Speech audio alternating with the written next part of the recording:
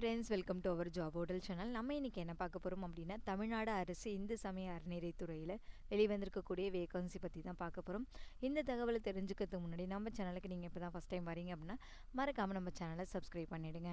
Subscribe பண்ணுறது மட்டும் இல்லாமல் கூடவே இருக்க பெல் ஐக்கானை கிளிக் பண்ணிட்டீங்க அப்படின்னா நான் எப்போல்லாம் ஜாப் வீடியோஸ் அப்லோட் பண்ணணும் அப்போல்லாம் நோட்டிஃபிகேஷன் உடனுக்குடனே ரிசீவ் ஆகும். ஓகே ஃப்ரெண்ட்ஸ், வாங்க இப்போ வீடியோக்குள்ளே போகலாம். அருள்மிகு கபாலீஸ்வரர் திருக்கோவில் சென்னை மயிலாப்பூரில் தான் வந்து இந்த வேகன்சியானது அனௌன்ஸ்மெண்ட் பண்ணியிருக்காங்க.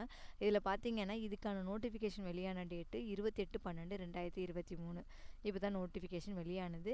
இதுக்கு அப்ளை பண்ணுறதுக்கான டைம் பார்த்தீங்கன்னா எவ்வளோ நாள் பண்ணலாம் அப்படின்னா 27/1/2024 சாயந்தரம் 5:45 மணி வரைக்கும் நீங்கள் அப்ளை பண்ணலாம்னு சொல்லியிருக்காங்க. நியர்பை 1 மந்த்துக்கிட்ட அப்ளை பண்ணுறதுக்கு டைம் டூரேஷன் கொடுத்துருக்காங்க. இது ஒரு கவர்மெண்ட் போஸ்டிங் அப்படின்றதுனால டைரக்ட் இன்டர்வியூ மூலயமா எடுக்க போகிறாங்க. இதுக்கு யார் வேணாலும் அப்ளை பண்ணலாம்.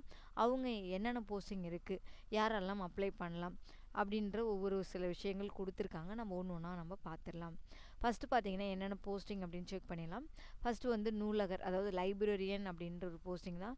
இதுக்கு மொத்த காலி பணியிடம் வந்து ஒரே ஒரு வேகன்சி தான். இதுக்கான சேலரி பார்த்தீங்கன்னா பே லெவல் 22 பேஸ் பண்ணி சேலரி தராங்க. 18,500 ஸ்டார்ட் பண்ணி 58,600 வரைக்கும் பே லெவல் இருக்கும் அப்படின்னு சொல்லியிருக்காங்க. இதுக்கான குவாலிஃபிகேஷன் என்ன அப்படின்னா 10ஆம் வகுப்பு படித்து பாஸ் பண்ணியிருக்கணும். அப்படி இல்லைன்னா அதுக்கு இணையான கல்விக்கான தகுதிகளும் நூலக அறிவியல் பட்டயம் படிப்பு படிச்சிருக்கணும். அதாவது பிஎல்ஐஸ் எம்எல்ஐஸ் அப்படின்ற மாதிரி டிப்ளமோ கோர்ஸ், லைப்ரரியன் கோர்ஸ் இதுமாரி எதுவும் எடுத்து படிச்சிருக்கணும். அப்படி படிச்சிருந்தா உங்களுக்கு முன்னுரிமை அப்படின்னு கொடுத்துருக்காங்க. நெக்ஸ்ட்டு அலுவலக உதவியாளர் அப்படின்ற ஒரு பதவி. இது ஆஃபீஸ் அசிஸ்டண்ட்டை பொறுத்த வரைக்கும் மொத்தமாக ஒரு வேகன்சி. இதுக்கான பே லெவல் பார்த்தீங்கன்னா பே லெவல் 17 பேஸ் பண்ணி சேலரி கொடுக்குறாங்க. சேலரி 15,900 ஆரம்பித்து 50,400 வரைக்கும் பே லெவல் இருக்கும் அப்படின்னு சொல்லியிருக்காங்க. நெக்ஸ்ட்டு பார்த்தீங்க அப்படின்னா இதுக்கான குவாலிஃபிகேஷன் 8th பாஸ் பண்ணியிருந்தால் போதும். படித்து பாஸ் பண்ணியிருந்தாவே ஓகே தான் அப்படின்னு சொல்லியிருக்காங்க. நெக்ஸ்ட்டு ஓட்டுநரை பொறுத்த வரைக்கும் டோட்டலாக ஒரு வேகன்சி தான் இருக்குது. இது பே லெவல் 22 பேஸ் பண்ணி சேலரி தராங்க. 18,500 ஆரம்பித்து 58,600 வரைக்கும் பே லெவல் இருக்கும் அப்படின்னு சொல்லியிருக்காங்க. இதுக்கு என்ன குவாலிஃபிகேஷன் அப்படின்னு பார்த்தீங்கன்னா 8ஆம் வகுப்பு படித்து பாஸ் பண்ணியிருக்கணும். நெக்ஸ்ட்டு இலகு ரக வாகனங்கள் அல்லது கனரக வாகனங்கள் ஓட்டுறதுக்கான உரிமம் இருக்கணும். முதலுதவி குறித்த சான்றிதழ்கள் கையில் இருக்கணும். இது மட்டும் இல்லாமல் ஓட்டுநருக்கான அனுபவம் உள்ள 1 இயருக்கு எங்கேயும் நீங்கள் ஒர்க் பண்ணியிருக்கணும். அதுக்கான சர்டிஃபிகேட்டையும் சப்மிட் பண்ணுற மாதிரி இருக்கும்னு சொல்லியிருக்காங்க. அடுத்ததாக பார்த்தீங்கன்னா உதவி மின் பணியாளர், அதாவது அசிஸ்டன்ட் எலக்ட்ரீஷியன் கேட்டிருக்காங்க. இது டோட்டல் வேகன்சி ஒன்று தான். இதுக்கான பே லெவல் வந்து 18 பேஸ் பண்ணி சேலரி தராங்க. 16,600 ஆரம்பித்து 52,400 வரைக்கும் பே லெவல் இருக்கும் அப்படின்னு சொல்லியிருக்காங்க.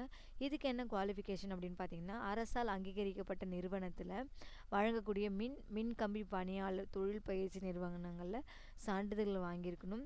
அது மட்டும் இல்லாமல் மின் உரிமம் வழங்கல் வாரியத்திலேருந்து வாங்கக்கூடிய சான்றிதழ் கண்டிப்பாக கையில் வச்சுருக்கணும் அப்படின்னு சொல்லியிருக்காங்க. ஓகே ஃப்ரெண்ட்ஸ், மொத்தமாக 4 வேகன்சி தான். 4 வேகன்சிக்கும் தேவையான குவாலிஃபிகேஷன் என்ன சேலரி அப்படின்ற தகவலும் கொடுத்துருக்கேன். நெக்ஸ்ட்டு பார்த்தீங்க அப்படின்னா இதில் நீங்கள் அப்ளை பண்ணுறதுக்கு ஒரு சில நிபந்தனைகள் கொடுத்துருக்காங்க. அதில் பார்த்தீங்கன்னா இதுக்கு அப்ளை பண்ணக்கூடிய ஒரு சில குறிப்புகள் கொடுத்துருக்காங்க. அது என்ன அப்படின்னு பார்த்தோன்னா விண்ணப்பதாரர்களுக்கான ஏஜ் லிமிட் வந்து 1/7/2023 அன்னைக்கு 18 வயசு கம்ப்ளீட் ஆகிருக்கும். அதேமாரி 45 ஏஜுக்குள்ளே இருக்கணும் அப்படின்னும் தகுதியான விண்ணப்பங்கள் மட்டுமே பரிசீலனையில் ஏற்றுக்கொள்ளப்படும் அப்படின்னு கொடுத்துருக்காங்க.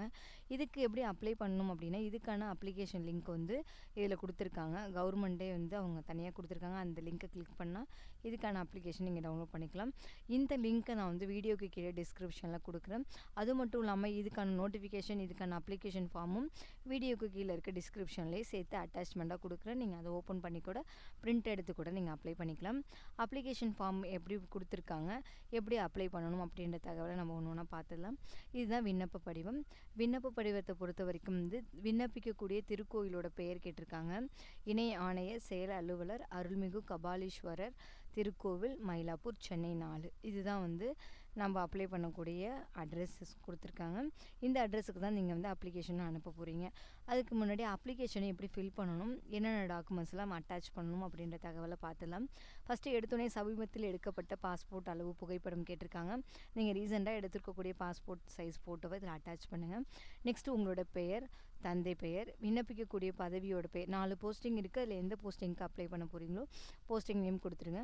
நீங்கள் 4 பதவிகளுக்கும் விண்ணப்பிக்க போகிறீங்க அப்படின்னா ஒவ்வொன்றுத்துக்கும் தனித்தனி அப்ளிகேஷன் ஃபார்ம் வச்சு தான் நீங்கள் அப்ளை பண்ணணும். ஒரே இதில் வந்து எல்லா பதவிகளோட பேரும் எழுதக்கூடாது. எழுதுனீங்கன்னா உங்களோட அப்ளிகேஷன் ரிஜெக்ட் பண்ணிவிடுவாங்க. இதை மறந்துடாமல் கரெக்டான ஃபார்மேட்டில் நீங்கள் ஃபில் பண்ணுங்கள்.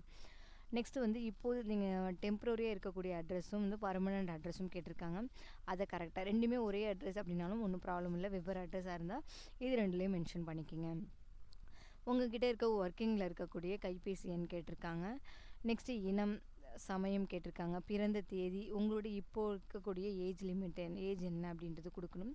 கல்வி தகுதியை பொறுத்த வரைக்கும் நீங்கள் எவ்வளோ படிச்சிருக்கீங்க, நீங்கள் ஹையர் லெவலில் படிச்சிருந்தாலும் சரி, இதுக்கு தகுதியான கல்வி தகுதி படிச்சிருந்தாலும் சரி, அதை கரெக்டாக மென்ஷன் பண்ணுங்கள்.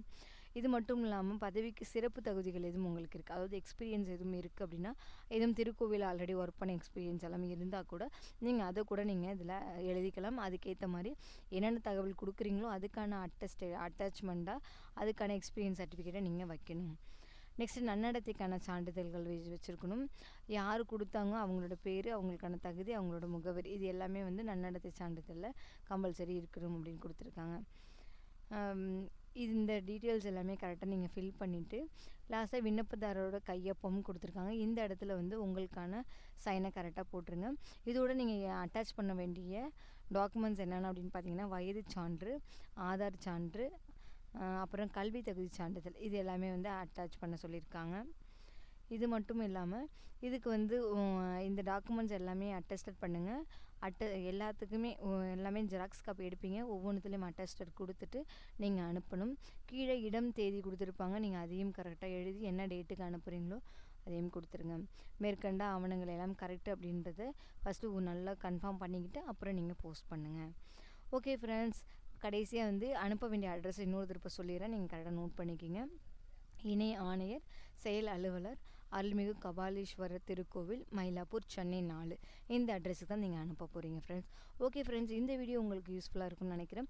உங்களுக்கு இந்த வீடியோ பிடிச்சிருந்த வீடியோவை மறக்காமல் லைக் பண்ணுங்கள்.